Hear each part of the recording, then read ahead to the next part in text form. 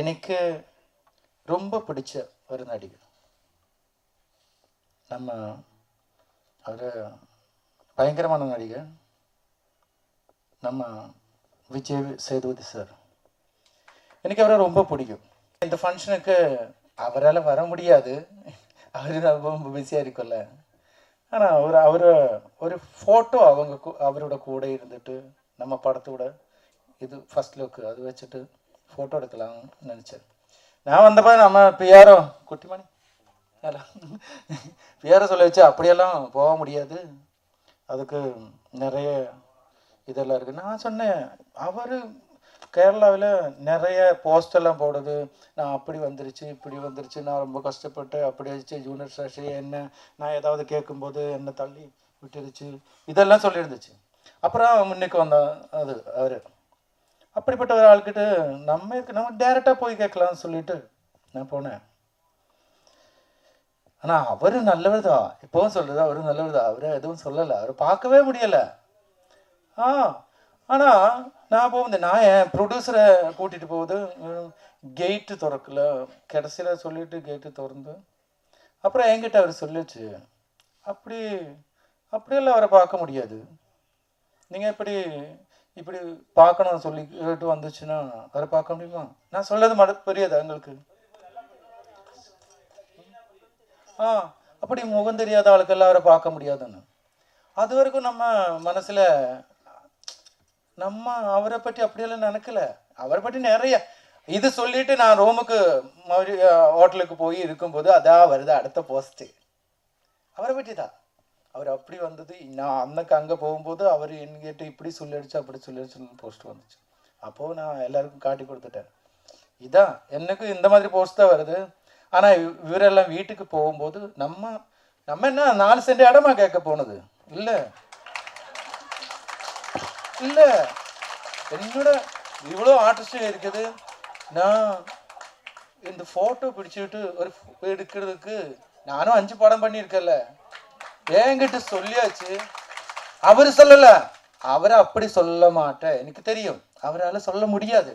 ஆனால் சுற்றி சில ஆளுங்க இருக்கும், எல்லாருக்கும் இருக்குது இப்படி, அவங்க தான் பிரச்சனை. நான் மலையாள டெக்னீஷியங்க மட்டும் எல்லாரும் சேர்ந்துட்டு ஒரு தமிழ் படம் பிடிச்சிருக்குது. தமிழ் படம் இங்கே நிறைய படம் வருது, மஞ்சள் பாய்ஸ் வந்துருச்சு, நான் இருக்கிற ஊருது, அது பிராமலு வந்துருச்சு, அவரெல்லாம் மலையாளத்தில் படம் பிடிச்சி வந்துச்சு. நான் ஒரு மலையாள ப்ரொடியூசரை வச்சுக்கிட்டு ஃபுல் மலையாள க்ரூஸை வச்சுட்டு ஒரு தமிழ் படம் பிடிச்சிருச்சு. அதுக்கு ஒரு ஃபோட்டோ எடுக்கிறதுக்கு நான் வேற இடத்துல போகல, நான் இப்படி தான் வந்தேன், நான் இப்படி தான் இருந்துச்சு, நான் போகும்போது அவரை என்ன அப்படி சொல்லிடுச்சு இப்படி சொல்லிடுச்சுன்னு சொல்லிட்டு வளர்ந்து வந்தேன். ஆனால் இப்போ சொல்லுது, அவர் எதுவும் சொல்லலை, அவரால் அப்படி சொல்லவும் முடியாது. நான் அவரை பற்றி நிறைய படிச்சிருக்குது, அவரால் அப்படி சொல்ல முடியாது. ஆனால் இந்த கூட்டம் இருக்குல்ல, அதுதான் பிரச்சனை. மனசுக்கு ரொம்ப அதான் ப்ரொடியூசராக இருந்துச்சு, ப்ரொடியூசரும் கொஞ்சம் முன்னாடி சொன்னதும் அதுதான். அப்போ அது போட்டோம், அப்படி வந்து நடந்துருச்சு. எதுக்கு இவ்வளோ பேசினேன், இதெல்லாம் சொல்லிடுச்சு. இது நான் பேசுனது தப்பாலாம் யாரும் இது செய்யக்கூடாது, நான் கரெக்டாக தான் பேசியிருக்கேன். அவர் எதுவும் செய்யலை, அவர் அப்படி செய்ய மாட்டேன். ஆனால் அவர் பார்க்க போகும்போது அந்த மாதிரி ஒன்று நடந்துருச்சு, அது கஷ்டம்.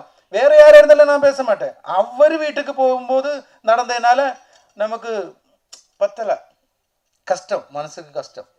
ரொம்ப மகிழ்ச்சியாக இருக்குது. சில விஷயங்கள் வந்து எப்போ நடக்கணும்னோ கரெக்டாக நடந்துடும், அதான் சரியான திறமை உள்ளவங்களுக்கு கரெக்டாக போய் சேரும் அப்படிங்கிறதுக்கு இந்த படம் ஒரு உதாரணமாக இருக்குது. என்னென்னா ஒரு காலத்தில் வந்து வில்லன்கள்லாம் கதாநாயகர்களாக மாறினாங்க, அப்புறம் கதாநாயகர்கள்லாம் வில்லனாக மாறினாங்க, இப்போ காமெடியன்கள்லாம் கதாநாயகர்களாக மாறுற டைம் இப்போது. நிறைய இந்த காமெடியன்களை வந்து முன்னிறுத்துறது முதல்ல யார் பெருசாக பண்ணுவாங்க அப்படின்னா அது கேரள இயக்குநர்கள் தான். நான் நிறைய கதாநாயகர்கள் வந்து காமெடியனாக இருந்து வந்தவங்கள நிறைய பேர் பார்த்துருக்க முடியுது, அதே இதுலேயும் பண்ணியிருக்காங்க. சினிமா அதாவது இப்போ சமீபத்தில் அந்த ஸ்டாரில் நான் ஒரு கேரக்டர் பண்ணியிருப்பேன், அதில் வந்து பிரபலமாக இருக்க ஒரு ஸ்டாராக இருக்குன்னா ஒரு செகண்ட் ஹாஃபில் வந்து ஒரு ஐஸ் வண்டி தள்ளி விற்கிற மாதிரி வந்திருப்பேன். நிறைய அந்த படத்தில் பண்ண அசிஸ்டன்ட் எல்லாம் வெளியில் படம் முடிஞ்சது பேசிட்டாங்க, சினிமாவில் எந்த நிலைமைக்கு வேணால் போகலாம், அந்த ஐஸ் வண்டி விற்கிற இடத்துக்கு மட்டும் போயிடவே கூடாது அப்படின்ற மாதிரி சொல்கிற ஒரு சீனில் நான் அந்த செகண்ட் ஹாஃபில் சொல்லுவேன் கவின்கிட்ட, அதாவது தம்பி தரவு மட்டும் சினிமாவில் பத்தாது தம்பி, அதை தாண்டி வேற ஏதோ ஒன்று இருக்குங்கிற மேஜிக்கை வந்து சினிமா எப்படி பண்ணுன்னா, ரஜினியை சிவாஜி ஆக்கும், சிவாஜி ரஜினி ஆக்கும். எப்படின்னா ஒரு படத்தில் வந்து சிவாஜி கணேசன் அவர்கள் வந்து பாரிஸ் ரஜினிகாந்த் ஒரு கேரக்டர் பண்ணியிருப்பாரு. ரொம்ப வருஷம் கழிச்சு ரஜினிகாந்த் அவர்கள் சிவாஜிங்கிற படத்தில் சிவாஜியா மாதிரி நடித்தார். ஸோ அந்த மேஜிக்கை வந்து சினிமா தான் நிகழ்த்தும். வசதியுள்ள ஒரு மனிதனை சுற்றி ஒரு நன்றி கெட்ட கூட்டம் சுற்றிக்கிட்டே இருக்கும். அதை வந்து நம்ம கண்டுக்க கூடாது. நீங்கள் போன முறை வந்து ஒரு விதமாக இருக்கலாம், ஆனால் சரியான முறையில் அணுகி இருந்தீங்கன்னா விஜய் சேதுபதி மாதிரியான மிக சில நடிகர்கள்லாம் வந்து என்றைக்குமே யாருமே பிறந்தழுந்ததே கிடையாது. ஏன்னா நிறைய பேர் முன்னுதாரணமாக வாழ்ந்துட்டு இருக்காங்க அந்த மாதிரி. ஸோ அதுதான் ஒன்று. மற்றபடி இது வந்து இசை வெளியீட்டு விழாத்து ட்ரெய்லரு அசத்திருக்காங்க. உண்மையிலேயே சின்ன படம்னு சொல்லவே மாட்டாங்க யார் இதை பார்த்தா. ஏன்னா அந்த அளவுக்கு மேக்கிங்கில் பிரமாதமாக பின்னிருக்காங்க.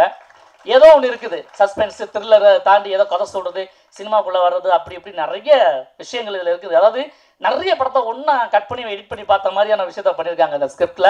டைரக்டருக்கு முதல்ல வாழ்த்து சொல்லுவோம். என்னன்னா டைரக்டர் வந்து முயற்சி எடுக்கிறது வந்து ஒரு புது நீ பேச செல்லிட்டான். பக்கத்தில் ஹீரோ உட்காந்துரு ஒரு பையன் தம்பி, எந்த ஊருன்னா ஈரோடுன்னாப்புல.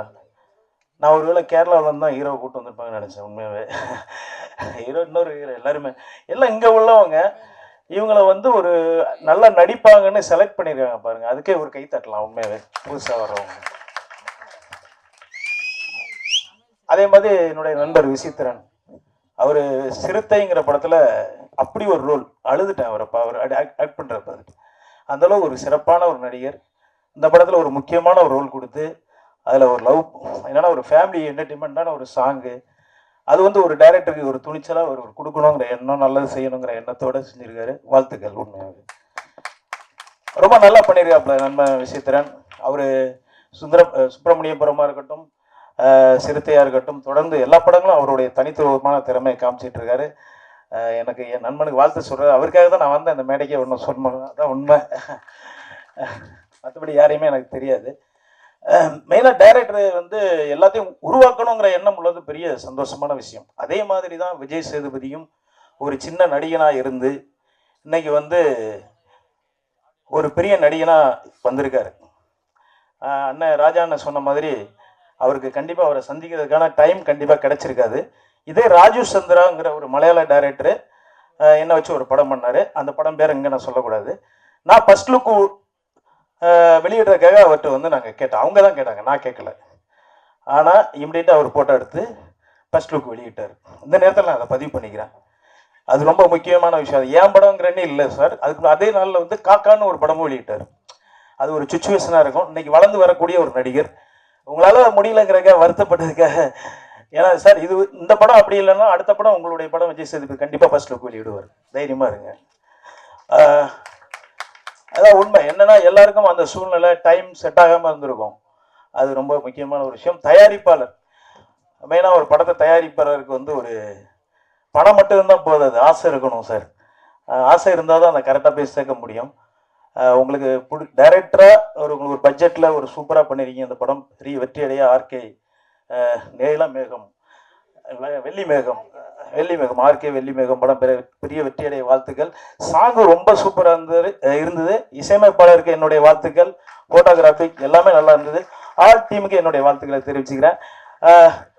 சார் எல்லாருமே அந்தந்த இடத்துக்கு வரும்போது பிஸியாக இருக்கும் சார், அவ்வளோதான் சார். ஆனால் எல்லாருக்குமே சந்திக்கணுங்க ஆசை இருக்கும். விஜய் சேதுபதி பார்த்தா கண்டிப்பாக அதை வருத்தப்படுவார். வாழ்த்துக்கள் ஆல் டீம். தேங்க்யூ.